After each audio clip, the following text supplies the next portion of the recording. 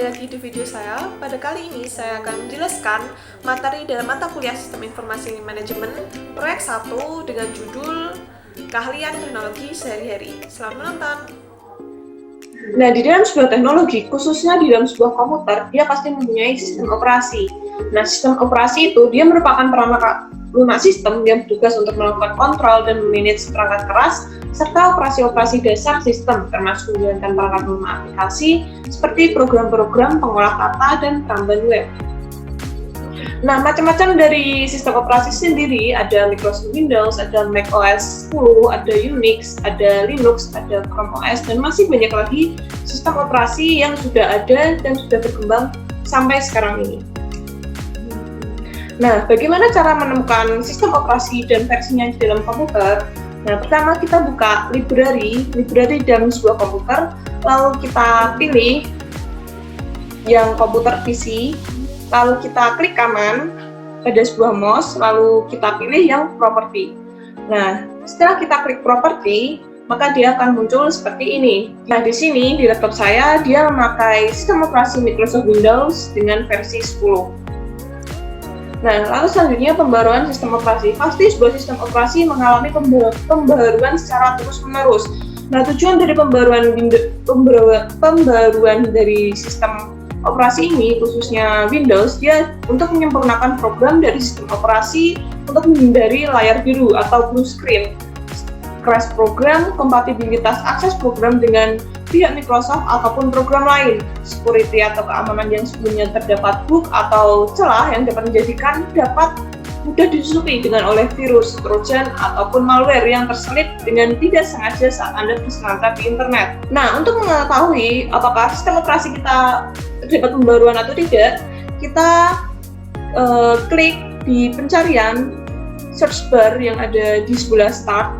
Untuk ini saya menggunakan versi Windows 10, karena versi Windows 10 di sebelah start, kita ketik Windows, update setting, lalu kita klik. Nah, setelah kita klik, maka di sini akan muncul check for update.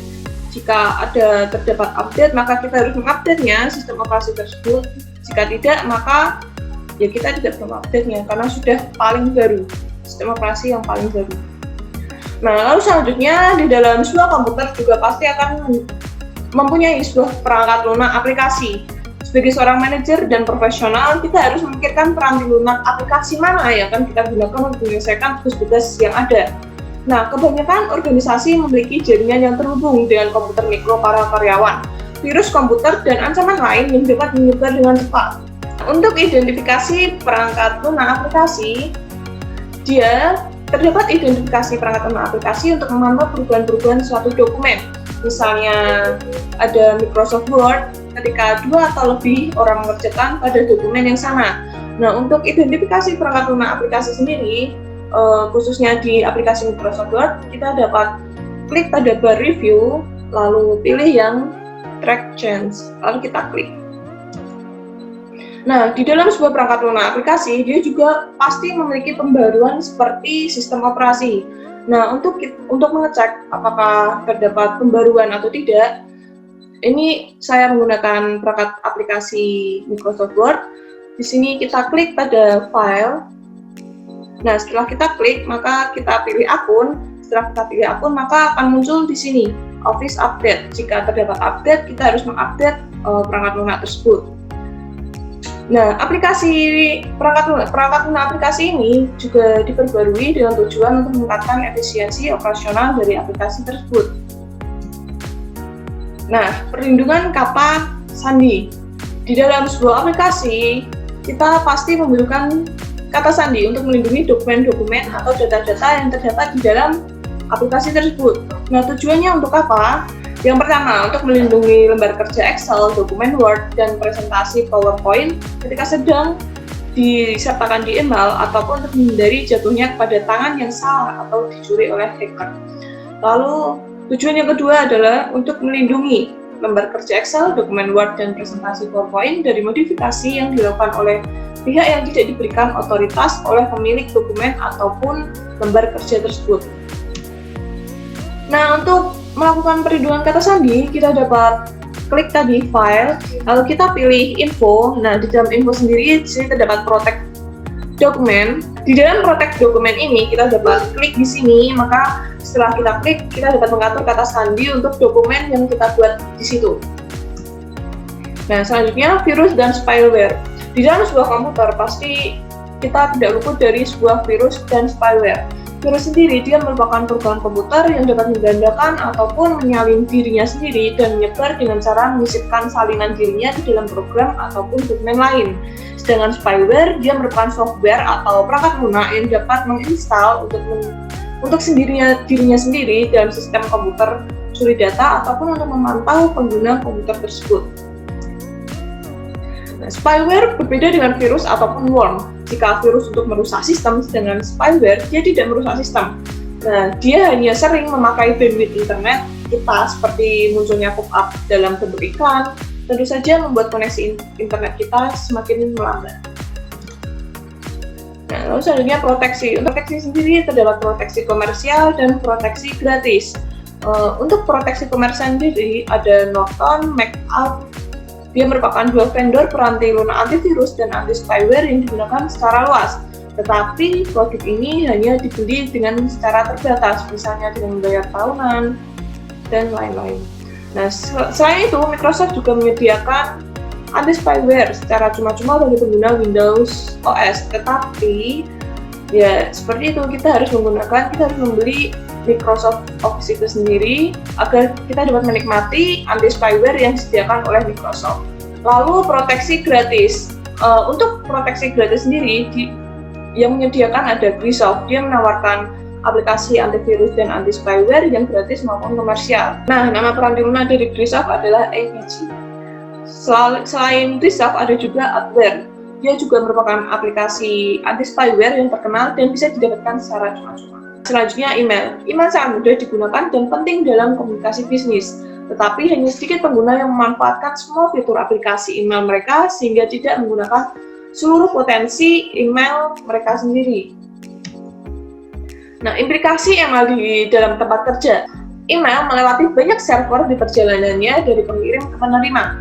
Dan sebagian besar dari server ini dibuat cadangannya berulang kali sehingga dapat menyimpan catatan komunikasi email yang panjang.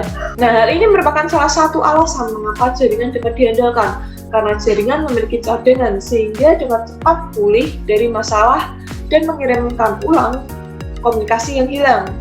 Ketika kita menghapus sebuah email, maka email ini akan dipindahkan ke dalam kode file terhapus atau delete di dalam aplikasi email kita sendiri.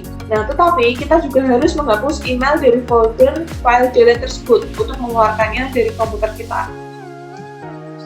Etika email di tempat kerja. Yang pertama, kepentingan dalam berkomunikasi secara sopan dan jelas menggunakan email karena pesan-pesan email dapat bertahan dalam waktu yang lama dan dikirimkan kepada orang lain. Lalu etika yang kedua, jangan mengirimkan email yang terlalu panjang. Etika yang ketiga, jangan pernah merasa yakin bahwa email yang kita kirim ke seseorang tidak akan pernah dikirimkan ke orang lain.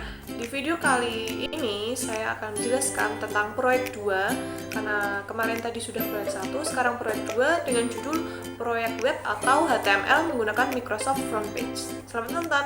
Proyek 2, proyek web atau HTML menggunakan Microsoft Frontpage. Nah, langkah-langkahnya dalam membuat web atau HTML dengan menggunakan Microsoft Frontpage adalah sebagai berikut. Pertama, kita klik Start di sini, lalu kita pilih Microsoft Frontpage 2003. Di sini saya menggunakan versi yang 2003. Lalu selanjutnya ini adalah tampilan utama dari Microsoft Frontpage 2003 ketika kita masih membuka awalnya. Lalu langkah yang ketiga, lalu kita ketik Universitas Pizza. Di sini saya menggunakan kata-kata Universitas Pizza sesuai dengan buku di dalam Sistem Informasi Manajemen karangan dari Raymond. Nah, di sini dengan aturan menggunakan font 518 pp dan paragraf center. Lalu selanjutnya kita enter, lalu kita klik lagi, kita ketik location, lalu kita enter lagi, lalu kita pilih menu bullets, lalu ketik Commuter Parking Lot, Recreation Center, dan 101 North Main Street. Setelah mengetik semua kata-kata yang ada di buku tadi, lalu kita pilih menu tabel, lalu kita insert tabel. Di sini kita akan memasukkan sebuah tabel. Nah, di sini kita atur row-nya 4, kolomnya 4. Lalu kita OK. Nah, di sini tampilan ketika tabel sudah di input, bagaimana row-nya, kolomnya sudah kita OK. Di sini tampilannya sebagai berikut. Lalu kita isi tabel sesuai dengan perintah dalam buku. Di sini ada topping, ada small, medium, large. Di sini berisi harga-harga dari pizza tersebut. Di sini ada topping-toppingnya. Lalu setelah mengisi semua yang ada di tabel, kita pilih insert, kita picture, kita pilih group art. Di sini kita akan menambahkan sebuah gambar di dalam page ini. Pilih gambar yang sesuai dengan tema. Di sini temanya dengan pizza, lalu kita pilih dengan gambar bertemakan pizza. Ini adalah tampilan ketika sudah kita menginput gambar. Lalu kita enter, kita ketik lagi kalimat why order from us. Maaf, ini ordernya 2 kali, salah ketik. Nah, setelah kita ketik why order from us, kita enter lagi, lalu kita tuliskan mengapa kita harus mengorder dari Universitas Pizza. Nah, untuk menampilkan nomor-nomor ini, kita pilih yang ini, klik numbering. Lalu kita ketik, it is the best pizza you ever taste. Lalu yang kedua, our price are great. Lalu yang ketiga, fast delivery. Setelah kita mengetikkan mengapa kita harus membeli pizza di kita tekan enter. Lalu kita pilih hyperlink di dalam sebuah insert. Kita klik. Nah, lalu kita pilih yang email address. Lalu kita text to display, kita tulis dengan contact us. Email address diisi dengan email kita sendiri. Nah, untuk subject kita isi dengan Universitas Pizza. Setelah itu kita OK. Lalu selanjutnya kita tempatkan kursor pada depan huruf U pada kata Universitas Pizza. Lalu kita pilih menu insert, pilih bookmark. Lalu kita di sini tuliskan beginning di bookmark name. Lalu kita OK. Nah, jika kita sudah OK, maka akan muncul bendera warna biru di depan huruf U seperti pada layar.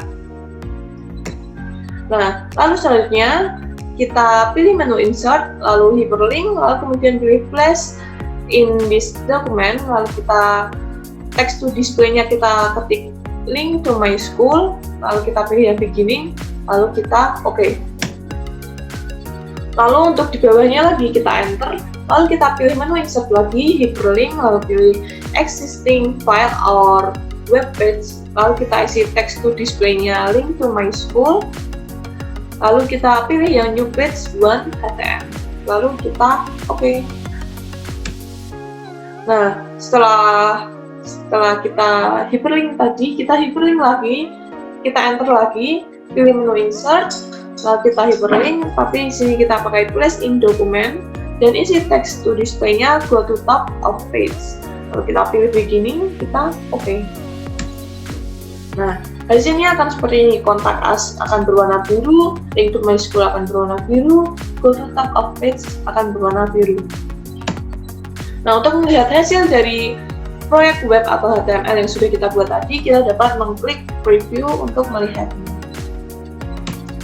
Nah, kelemahan dari menggunakan front page sendiri, dia kebanyakan orang merasa sangat mudah menggunakan front page untuk membuat halaman web. Tetapi front page harus membuat berbagai asumsi dan default dalam membuat sebuah halaman web. Nah, hal ini akan menghasilkan file komputer yang panjang hanya untuk membuat tugas yang sederhana. Jadi dia menghasilkan file yang panjang banget, tapi di dalamnya hanya sedikit tugas sederhananya. Nah, selain itu kelemahannya adalah kode HTML atau kode yang diproses oleh browser internet yang biasanya tidak efisien.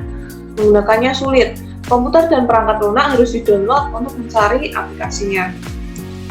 Sedangkan kelebihan dari front page sendiri, dia lebih cepat, lalu menghemat pekerjaan karyawan, lalu dia membuat halaman web lebih mudah menggunakan front page daripada aplikasi yang lain. Sekian penjelasan dari saya, mohon maaf bila ada salah kata maupun terlalu cepat dalam menjelaskan. Sampai jumpa di video selanjutnya, terima kasih.